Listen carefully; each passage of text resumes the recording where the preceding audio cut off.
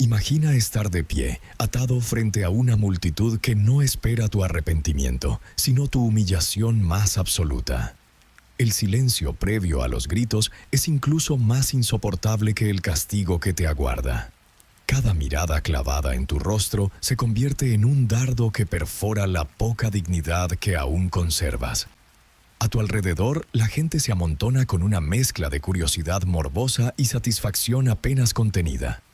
Saben que estás allí no para recibir una simple reprimenda, sino para ser despojado públicamente de tu honra, convertido en un ejemplo viviente de lo que ocurre cuando alguien desafía las normas que sostienen el orden de la comunidad.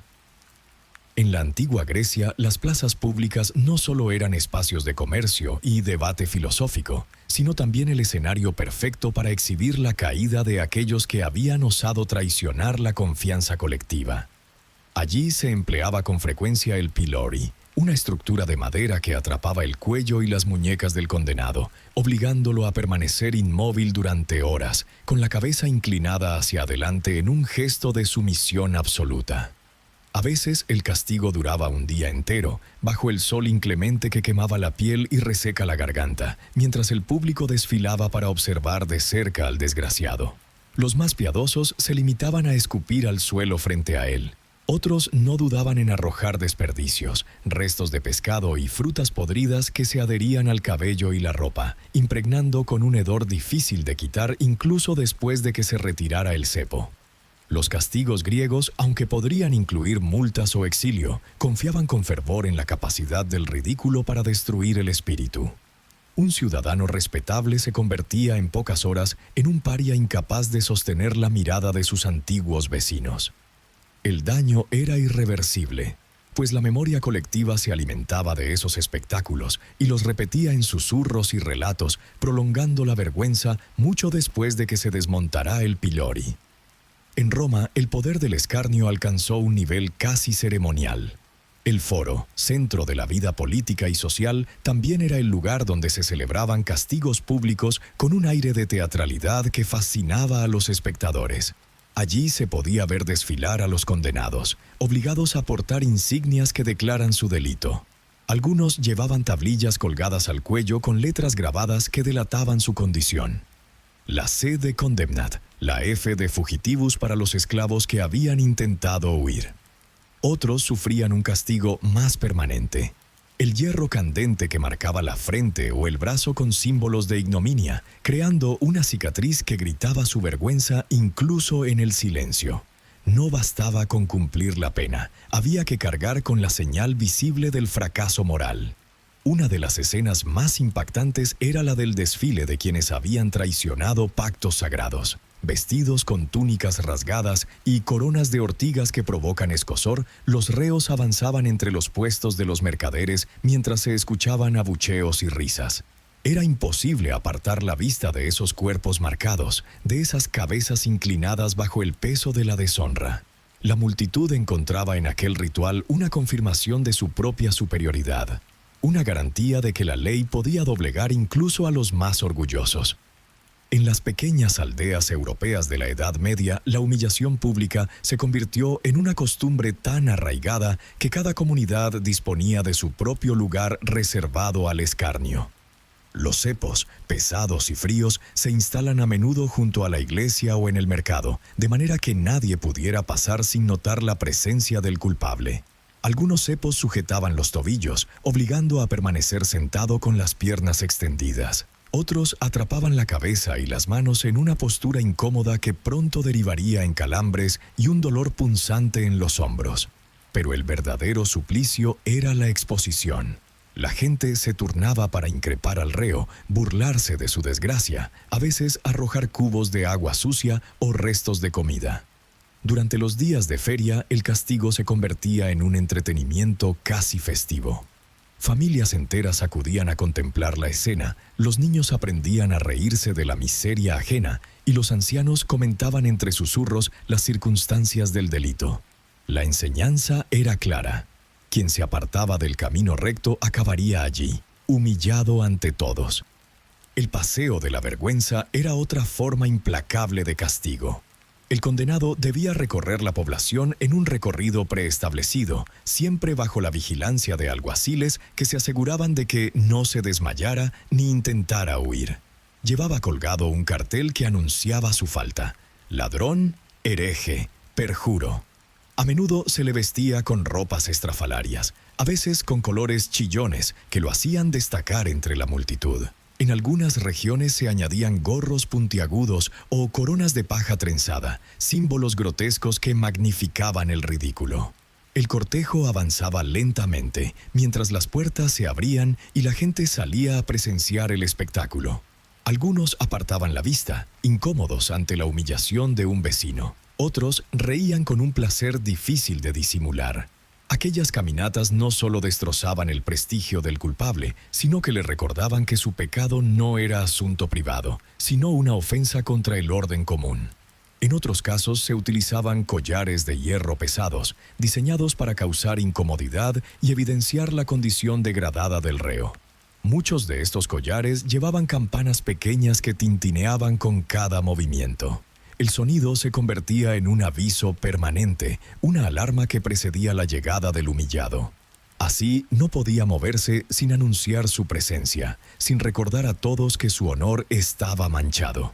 Las campanas añadían una dimensión sonora al castigo, multiplicando la vergüenza que sentía cada vez que alguien se asomaba al umbral para verlo pasar. La humillación pública no se limitaba a los adultos. En algunas aldeas medievales se castigaba también a niños sorprendidos robando o cometiendo pequeñas faltas. A ellos se les colocaba un letrero al cuello y se les obligaba a permanecer en pie durante horas, bajo la mirada acusadora de toda la comunidad. La crueldad no residía tanto en el sufrimiento físico como en la certeza de que sus padres y hermanos compartían la vergüenza. La infancia, que debería haber estado protegida por la compasión, era a menudo escenario de castigos ejemplares que pretendían educar a los más pequeños mediante el miedo. Cada uno de estos rituales tenía un propósito claro: destruir el orgullo del condenado y reforzar la cohesión social de quienes asistían. Al observar la desgracia ajena, los testigos confirmaban su propia obediencia y alimentaban un sentimiento de pertenencia que solo se conseguía a costa del sufrimiento de otro. Nadie salía indemne de esas ceremonias. El humillado perdía su lugar en la comunidad, pero los espectadores también aprendían que el desprecio podía ser una fuerza poderosa y contagiosa. El eco de esos pasos en el empedrado no desaparecía con facilidad. Cuando un condenado terminaba su paseo de la vergüenza, regresaba a su hogar o a la celda con el cuerpo magullado más por la mirada de los demás que por el peso del collar de hierro. La memoria de esas jornadas se filtraba en cada conversación, en cada silencio incómodo que surgía cuando el antiguo culpable se acercaba a comprar pan o a ofrecer sus servicios. Aquel que había sido obligado a caminar con un cartel de ignominia se convertía en un recordatorio viviente de la fragilidad del honor. Nadie podía olvidar la escena, porque en los pueblos pequeños los rumores eran tan persistentes como el frío del invierno. La humillación pública era, al mismo tiempo, un espectáculo y una advertencia. En otras partes de Europa, especialmente en regiones germánicas, surgieron métodos aún más ingeniosos para exhibir a los transgresores. Algunos municipios instalaron sillas de la vergüenza, bancos de madera elevados donde se sentaba al reo mientras el pregonero leía su crimen en voz alta. A menudo el castigo no consistía en una condena prolongada, sino en la intensidad del momento. Bastaban unas pocas horas sobre aquella tarima para que el infractor sintiera que todo su mundo se resquebrajaba. En ocasiones se colgaban objetos simbólicos alrededor del cuello, como zapatos rotos para señalar al que no pagaba sus deudas, o cadenas oxidadas para burlarse de la cobardía. El público, convocado con campanas, disfrutaba de esa mezcla de entretenimiento y purga moral. Las madres tomaban a sus hijos de la mano y les susurraban que jamás debían cometer un error semejante si no querían acabar allí, convertidos en un muñeco de carne expuesto a la burla colectiva. En muchas ciudades, la humillación incluía la obligación de realizar tareas serviles mientras todos observaban. El culpable debía barrer la plaza o limpiar las letrinas públicas vestido con harapos, siempre vigilado por alguaciles que se aseguraban de que no aludiera ni un solo gesto de sumisión. Este trabajo forzado tenía una carga simbólica. La suciedad que limpiaba no era más que un reflejo de su propio estado moral. La vergüenza no desaparecía con el último cubo de agua sucia. Al contrario, crecía con cada mirada que lo seguía mientras arrastraba el cepillo, mientras su propio sudor mezclado con polvo se convertía en un emblema de su desgracia. Con el tiempo, algunos pueblos incorporaron rituales de rapado parcial, un gesto que en apariencia parecía menor, pero que resultaba devastador. Se tapaba la mitad de la cabeza o se dejaba una franja de cabello que cruzaba de oreja a oreja, creando un aspecto grotesco imposible de disimular. Cada mechón cortado era un fragmento de identidad arrancado. La imagen de aquel corte de cabello desigual perseguía al humillado mucho después de que recuperara la libertad. Mientras caminaba por la calle, cada cabeza que se giraba confirmaba que su afrenta seguía siendo recordada. En otras latitudes, como en el mundo islámico medieval, los castigos públicos también se convirtieron en un elemento crucial para mantener el orden moral. En ciudades como El Cairo, Bagdad o Córdoba, las autoridades erigieron postes donde se exhibía a quienes habían cometido fraudes o transgredido la Sharía.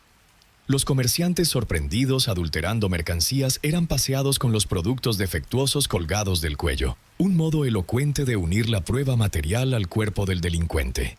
Este vínculo entre el objeto del delito y la vergüenza era tan eficaz que muchos preferían pagar cuantiosas multas antes que exponerse a aquel teatro de la infamia. A menudo, los jueces dictaban la obligación de recorrer el zoco al alba, cuando la actividad comercial comenzaba, para que todos los compradores contemplaran el rostro del culpable. Entre los castigos más frecuentes estaba la obligación de portar un turbante de color estridente que indicara su falta. Nadie que lo viera caminar bajo el sol abrasador de la mañana podía dudar de su condición degradada. Más que el cuerpo, la práctica del Shame Parade era un ritual pensado para desalentar conductas reprobables. Los funcionarios ataban al reo con sogas y lo hacían recorrer calles concurridas mientras un pregonero relataba sus faltas. El cartel de madera en la espalda mostraba su delito. Para muchos, recuperar el respeto después de esta exhibición resultaba complicado, y algunos preferían mudarse a otro lugar. Este patrón de destruir la autoestima y estigmatizar públicamente el error se repetía con variaciones en todas las culturas. Cambiaban los símbolos, los colores, los objetos de escarnio, pero la esencia era siempre la misma: hacer que el condenado sintiera que su humanidad se reducía a un ejemplo grotesco. En muchas ciudades de China, durante distintas dinastías, los castigos incluían portar tablones colgados del cuello. Estas piezas de madera, a veces tan grandes como una puerta pequeña, tenían un peso que impedía al reo alzar la cabeza. Cada paso era una lucha contra el cansancio físico y la humillación de saberse objeto de todas las miradas. Las tablillas llevaban inscripciones detalladas, una especie de relato forzado de su pecado. El espectáculo estaba tan institucionalizado que se consideraba una parte ordinaria del funcionamiento de la sociedad, un recordatorio constante de que la virtud debía protegerse a cualquier precio. El denominador común de estas prácticas era la misma tensión entre justicia y crueldad. Las autoridades afirmaban que solo a través del ejemplo se podía preservar la paz social, pero los testigos encontraban en el ridículo ajeno un consuelo inquietante. Había algo hipnótico en contemplar a semejante reducido a la condición de escoria. Esa fascinación por la caída ajena ha acompañado al ser humano desde sus orígenes. Cada rito de humillación pública revelaba que la frontera entre la cohesión comunitaria y la crueldad colectiva era más delgada de lo que muchos querrían admitir.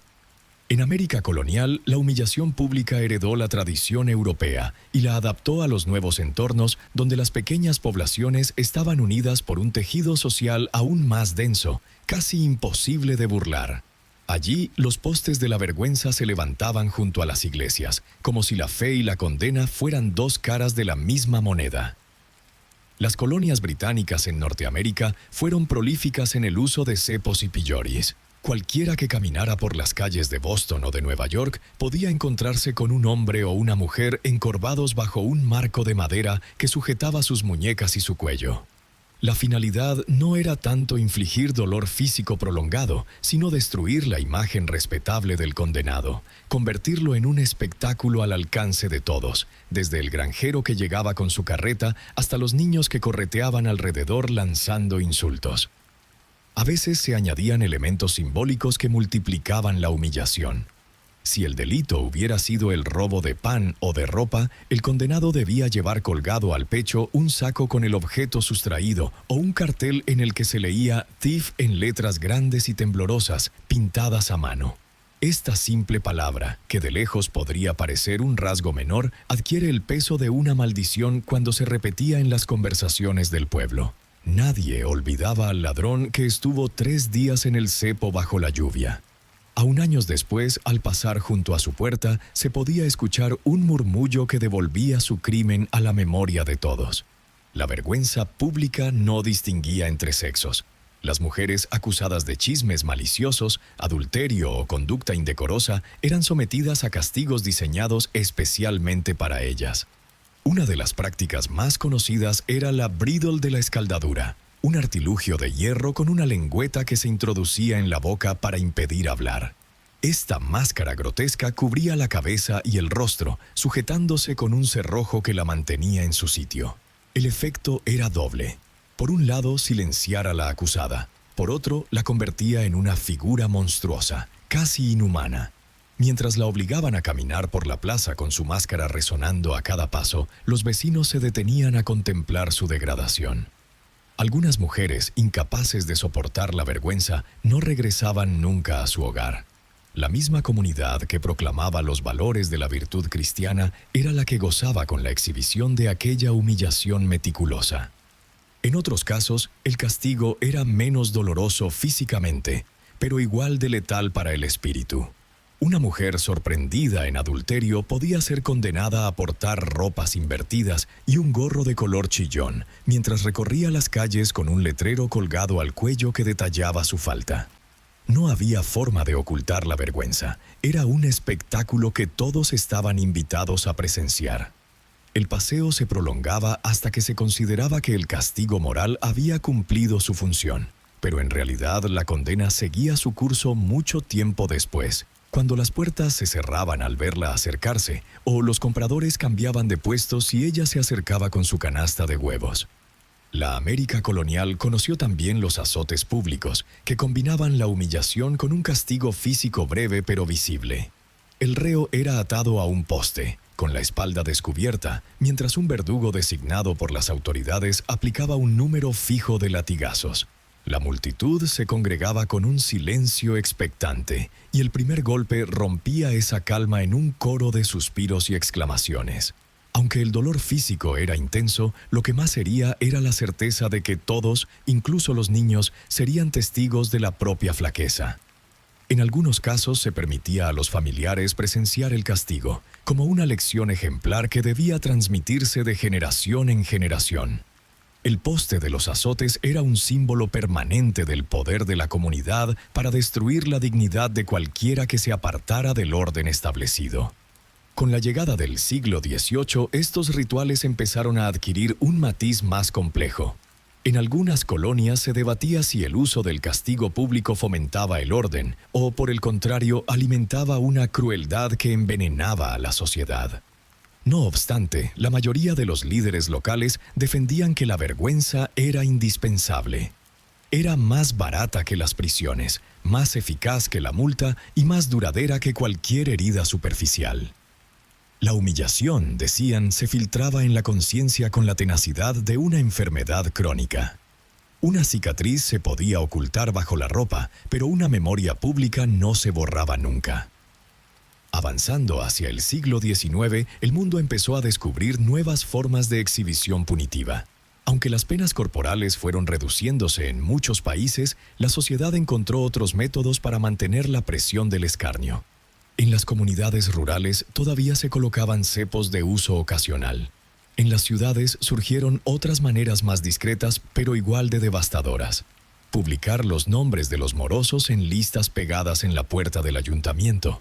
Divulgar panfletos que relataban las faltas de un individuo o simplemente fomentar rumores cuidadosamente alimentados. La prensa local se convirtió en una herramienta de humillación moderna. La letra impresa adquiere la autoridad de la verdad y cualquier desmentido llegaba demasiado tarde.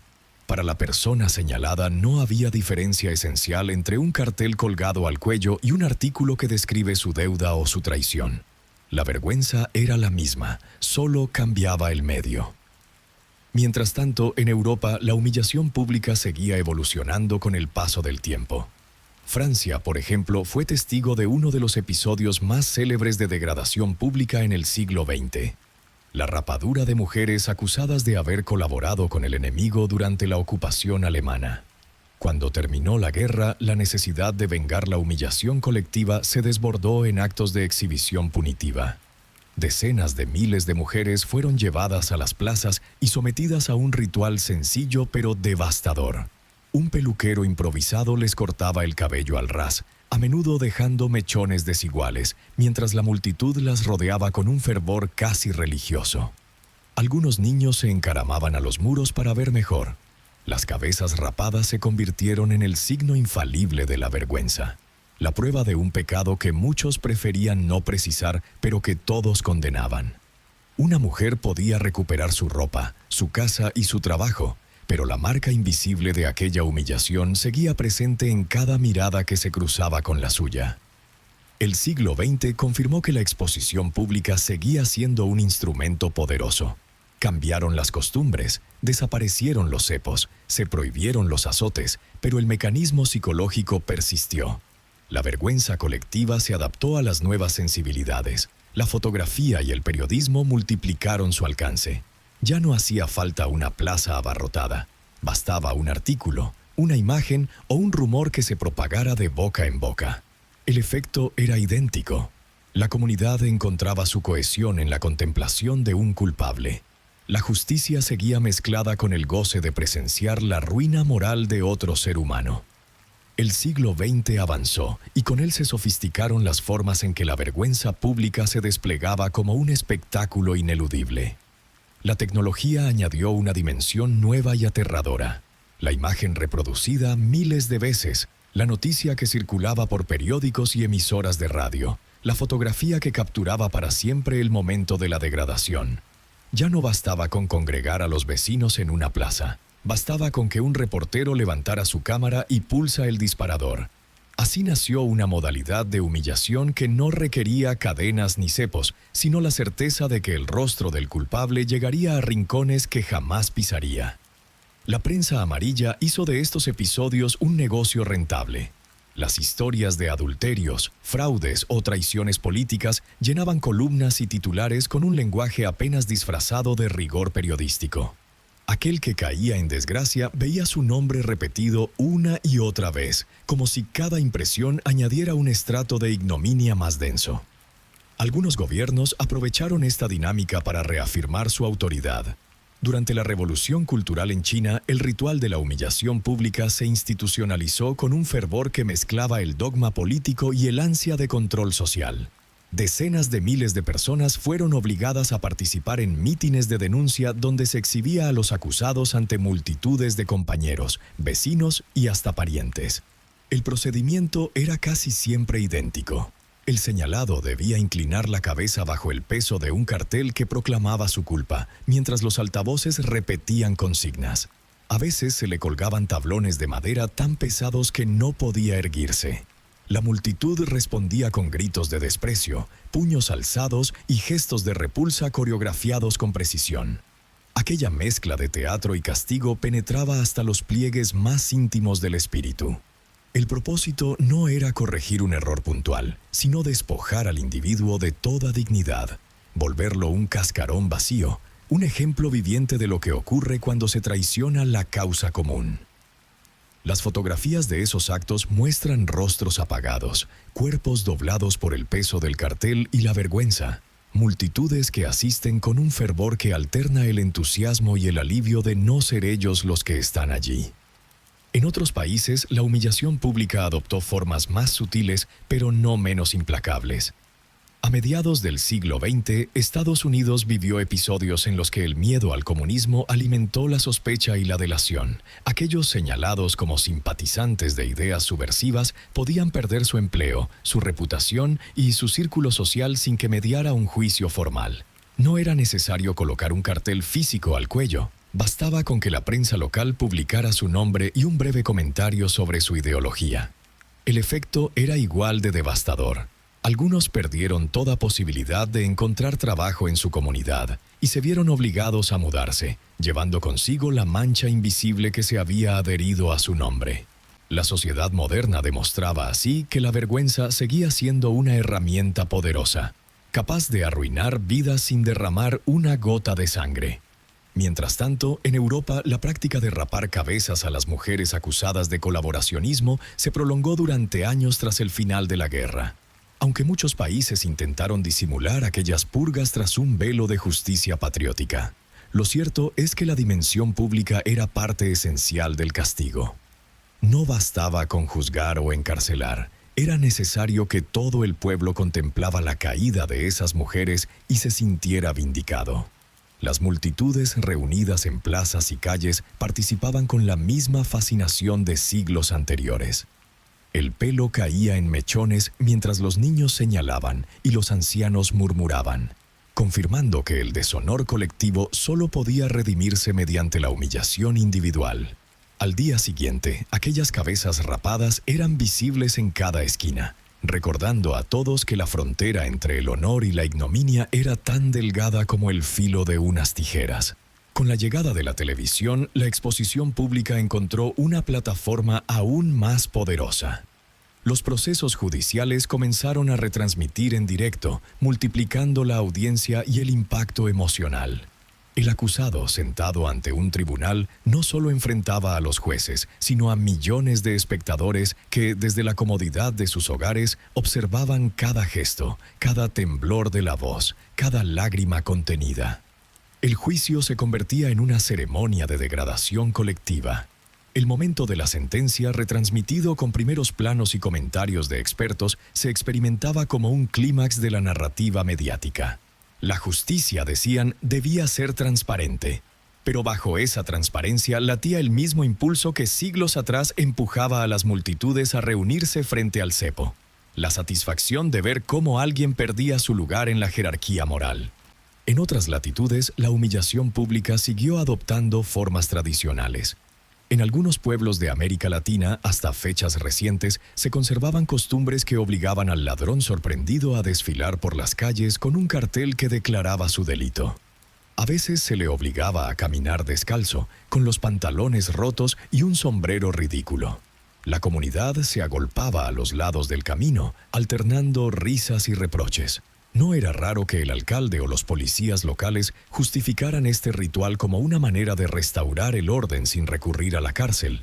El culpable, decían, debía sentir en carne propia el rechazo colectivo. El efecto era casi siempre el mismo. Cuando el desfile terminaba, el condenado no solo había perdido su dignidad, sino también su lugar en el tejido social. Durante semanas o meses, las miradas desconfiadas y los murmullos confirmaban que su afrenta seguía viva. Estas prácticas no siempre fueron dictadas por la autoridad. A veces la comunidad se arrogaba el derecho de castigar por su cuenta. En distintas épocas y lugares, desde aldeas europeas hasta pueblos latinoamericanos, la venganza colectiva se organizaba con un entusiasmo contagioso. Bastaba un rumor persistente para que un grupo decidiera que alguien merecía ser marcado con la vergüenza. No había jueces ni decretos, solo la voluntad compartida de señalar al culpable y obligarlo a exhibirse.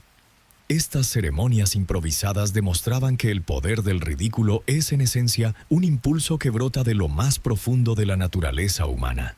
La necesidad de castigar no se limitaba a los tribunales. Nacía también del resentimiento acumulado, de la frustración convertida en espectáculo. Con el tiempo, la idea de que la humillación pública podía reformar al infractor empezó a tambalearse. Sociólogos y psicólogos advirtieron que estos rituales no generaban arrepentimiento sincero, sino un odio silencioso y un miedo persistente. Sin embargo, la atracción de contemplar a otro ser humano reducido a la nada seguía ejerciendo su magnetismo. La era digital multiplicó esta fascinación de maneras inimaginables. Internet se convirtió en un nuevo escenario donde la humillación podía alcanzar proporciones virales. Un error, un delito menor, una indiscreción grabada por un teléfono bastaban para desencadenar una ola de desprecio. Millones de desconocidos se unían a coro para insultar, señalar y degradar. El cepo medieval había sido sustituido por pantallas luminosas, pero la esencia permanecía intacta: destruir la identidad de alguien a la vista de todos. La pregunta inquietante es si esta pulsión por la vergüenza desaparecerá alguna vez o si solo mutará en nuevas formas. Porque mientras existan sociedades que teman perder su cohesión, mientras haya multitudes dispuestas a alimentar su propio sentido de superioridad observando la caída ajena, siempre habrá un escenario dispuesto, un público expectante y un ser humano que, atado o libre, cargará con el peso insoportable del ridículo público. La fuerza invisible que convierte la vergüenza en un instrumento de control ha sobrevivido a todos los cambios de época, adaptándose con un sigilo casi perfecto a cada nuevo escenario. La modernidad no abolió el deseo de contemplar la humillación ajena, solo le ofreció mejores altavoces y un público más amplio. Allí donde antes se reunían unas decenas de vecinos, hoy pueden congregarse miles de miradas virtuales que juzgan con la misma severidad. La idea de exponer a alguien públicamente como ejemplo no se ha extinguido, ni siquiera en sociedades que proclaman su respeto por la dignidad individual. El espacio digital es la continuación de la Plaza del Pueblo, pero con ecos infinitamente amplificados. En los últimos años, este fenómeno ha adquirido matices que mezclan la tradición del escarnio público con el culto a la inmediatez. Un simple error capturado en vídeo puede convertir a un desconocido en objeto de burla planetaria en cuestión de horas. La rapidez con que se propaga la información convierte la humillación en un espectáculo que se consume con la misma ligereza con que se olvida, aunque para la persona afectada la herida tarda años en cicatrizar. El mecanismo psicológico no es nuevo. La risa colectiva, el alivio de saberse a salvo del oprobio, el morbo de ver a otro reducido a la impotencia. Lo que ha cambiado es la velocidad y el alcance. Cada vez que un episodio de este tipo recorre las redes, se confirma que la esencia de estos castigos ha permanecido intacta a través de los siglos. Quizá uno de los ejemplos más recientes y perturbadores sean los linchamientos virtuales que siguen un guión asombrosamente similar a los paseos de la vergüenza medievales. Primero, alguien identifica a la persona que supuestamente cometió una falta. Luego, la información circula de cuenta en cuenta, de foro en foro, de mensaje en mensaje. Finalmente, se desencadena la exhibición pública. Insultos, amenazas, la publicación de datos privados, la multiplicación de imágenes y videos. Todo sucede con la impersonalidad de un enjambre, pero el efecto sobre el individuo es tan devastador como el de cualquier cepo. Muchos describen la sensación de estar desnudos ante un público implacable, incapaces de explicar su versión de los hechos mientras su nombre se convierte en sinónimo de ignominia. El poder del ridículo es tan eficaz porque apela a un temor primario: el miedo a la exclusión. A lo largo de la historia, ningún castigo ha resultado tan eficaz para doblegar la voluntad como el riesgo de ser apartado del grupo y señalado como indigno. Incluso cuando no hay daño físico, el mensaje es inequívoco: tú ya no perteneces a nosotros. Es un exilio moral que se prolonga más allá de cualquier sentencia judicial. La pena concluye, pero la memoria de la caída persiste en cada gesto de rechazo. El antiguo reo puede mudarse, cambiar de nombre, reinventar su vida, pero siempre habrá alguien que recuerde, alguien que repita la historia. Y así, la vergüenza se convierte en una condena que sobrevive a su propio acto ceremonial. Si en otros siglos se utilizaban grilletes y cadenas, hoy basta con un hilo de comentarios o un breve video que acumule reproducciones.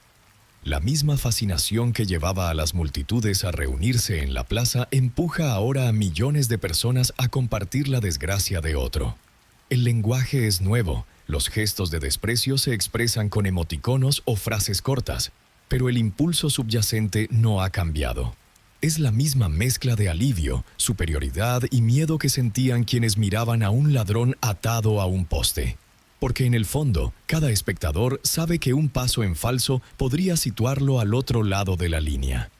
La historia demuestra que no hay civilización que se haya librado de este ritual. Desde los atenienses que colocaban a los traidores en un podio de piedra hasta los tribunales improvisados de la posguerra europea, pasando por los collares de hierro con campanas o los tablones de madera colgados del cuello, todos los métodos tenían un objetivo común: aniquilar la dignidad de una persona ante los ojos de quienes la conocían. En algunos casos, el castigo se justificaba por el peligro real que representaba el delito. En otros, bastaba con que la comunidad necesitara reafirmar su unidad señalando un enemigo visible. Pero en todos, el miedo a la humillación funcionaba como un recordatorio implacable de la fragilidad del honor. Quizá por eso la vergüenza pública ha sobrevivido con tanta facilidad a las reformas legales. Las sociedades modernas pueden abolir la tortura física y proclamar su respeto a los derechos humanos, pero siguen recurriendo a formas simbólicas de exposición y escarnio. Los medios de comunicación y las redes sociales no son más que los herederos de aquellas plazas donde se congregaba el pueblo. La diferencia es que hoy la muchedumbre se esconde tras pantallas, pero su presencia es incluso más omnipresente y difícil de soslayar. Un rostro grabado en un video viral se convierte en una imagen indeleble que acompaña al individuo como una cicatriz imposible de borrar. A veces, quienes participan de estos linchamientos digitales justifican su conducta en nombre de la justicia moral. La persona expuesta se convierte en un blanco legítimo, y cualquier gesto de compasión se interpreta como una traición a la causa común. Así como antaño se animaba a los vecinos a escupir sobre el reo, hoy se exige públicamente el rechazo y el insulto. La condena es más eficaz cuando todo el mundo colabora en su ejecución simbólica. Es una coreografía de desprecio que no necesita jueces ni jurados. Y ese carácter espontáneo, casi orgánico, es lo que la hace tan devastadora. El estudio de estos rituales antiguos y modernos deja claro que la humillación pública no es un accidente ni una anomalía. Es un mecanismo profundamente arraigado en la cultura humana. Sirve para marcar límites, para definir qué comportamientos son tolerables y cuáles merecen el repudio colectivo. Pero también evidencia la facilidad con que el castigo puede transformarse en espectáculo y la justicia en simple crueldad compartida. A lo largo de la historia, el escarnio no ha logrado siempre reformar a los infractores, pero sí ha proporcionado a las sociedades un método para reafirmar su identidad a costa de alguien más. Quizá lo más inquietante de esta larga historia de castigos públicos sea la constatación de que, pese a todos los avances, seguimos alimentando la misma necesidad de contemplar el derrumbe de un semejante. Desde los tablones medievales hasta los muros digitales donde se exhibe la desgracia de otros, la fascinación por el espectáculo del ridículo parece inextinguible. Es como si, en el fondo, cada sociedad necesitará una válvula por donde drenar su ansiedad colectiva. Un escenario donde poder situar al culpable y convencerse de que el mal siempre es ajeno, que la corrupción o la cobardía habitan en otros cuerpos y no en el propio. Durante siglos, las comunidades construyeron cepos de madera, pilloris y postes de humillación que daban forma física a ese impulso. Hoy los materiales han cambiado, pero la esencia permanece idéntica. Mostrar a la víctima, recordarle que su falta no es solo un error, sino una mancha visible que todos tienen derecho a contemplar. En la Edad Media, el ritual comenzaba con un pregonero que enumeraba las ofensas en voz alta, mientras el culpable permanecía atado, incapaz de replicar. Cada palabra resonaba en la plaza como un veredicto que nadie se atrevía a impugnar. Y cuando el pregón concluía, llegaba el turno de la multitud. Gestos de desprecio, insultos que nacían de la garganta con la misma facilidad con que hoy brotan de un teclado. El momento de la humillación no era un mero trámite. Era el clímax de una ceremonia que sellaba el destino de quien, hasta unas horas antes, tal vez caminaba entre los demás con la frente erguida. El paso de espectador a reo podía ser tan rápido que cada vecino sentía un escalofrío al contemplar el espectáculo, como si en algún rincón de su conciencia reconociera que la línea que separa la dignidad del desprecio es más frágil de lo que uno desearía admitir. Durante la Revolución Cultural, miles de personas fueron obligadas a inclinarse bajo tablones que proclamaban sus faltas. La multitud no se limitaba a mirar, coreaba consignas y exigía gestos de arrepentimiento. Aquel fervor se justificaba como deber patriótico, aunque en el fondo también respondía al impulso de contemplar la caída de otro y reforzar la unidad del grupo. Las fotografías de esas sesiones muestran rostros cansados frente a una multitud convencida de estar haciendo lo correcto. Este patrón se repite, con variaciones en distintas épocas y culturas. La humillación pública no solo sanciona una conducta, también sirve para recordar a todos los límites de lo permitido. Con la proliferación de medios masivos, ese instinto ha encontrado formas de propagarse a una velocidad imposible de imaginar en otras épocas. El cepo digital funciona con una inmediatez implacable.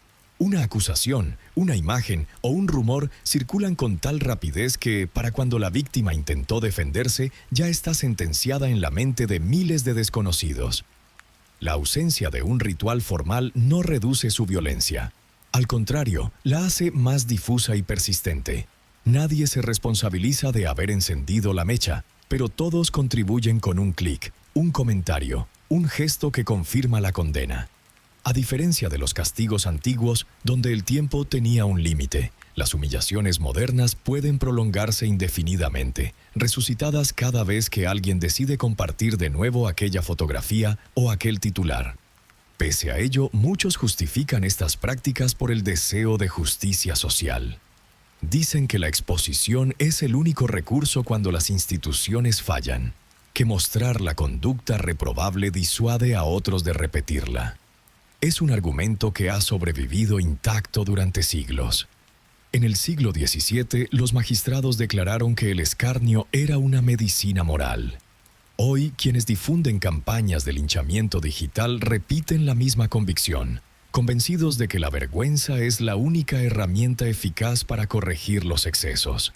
Sin embargo, la experiencia histórica sugiere que rara vez se logra el arrepentimiento auténtico.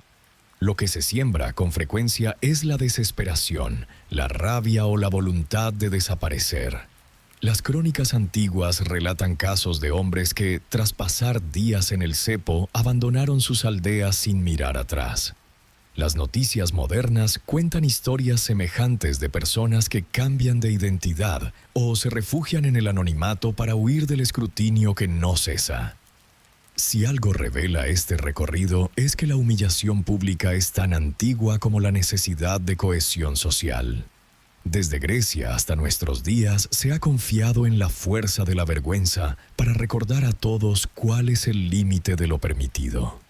Al observar a otro desmoronarse ante la mirada colectiva, se reafirman las normas y se fortalece el sentimiento de pertenencia.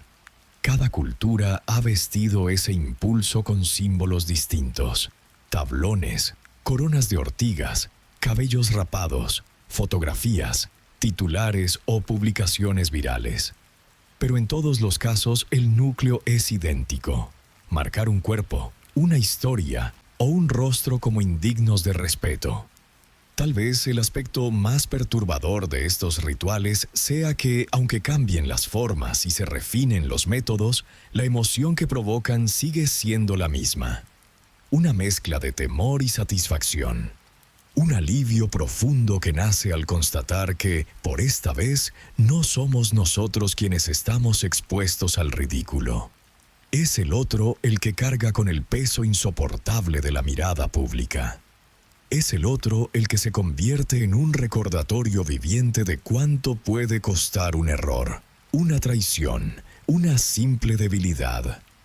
Hoy, cuando muchos creen que la humanidad ha superado las antiguas formas de crueldad, basta mirar cualquier red social para comprobar que ese impulso sigue latente, presto a manifestarse con la misma intensidad que antaño. El castigo público puede adoptar la apariencia de justicia espontánea o de activismo moral, pero su efecto sobre el individuo rara vez es menos devastador que el de un cepo de madera. La condena que antes requería una plaza y un pregonero ahora puede ejecutarse en silencio, a solas, con un teléfono en la mano. El espectador se convierte en partícipe. La multitud se hace invisible pero omnipresente, y la persona expuesta descubre que el castigo más temido no es el dolor físico, sino la certeza de que millones de ojos contemplan su ruina. Así, en cada época, la humillación pública nos recuerda que el verdadero terror no reside en perder la libertad o la comodidad, sino en perder el lugar que se ocupa entre los demás. Porque mientras un ser humano pueda ser convertido en espectáculo, siempre habrá quien se detenga a mirar y quien sienta por un instante el alivio oscuro de saberse libre de esa condena.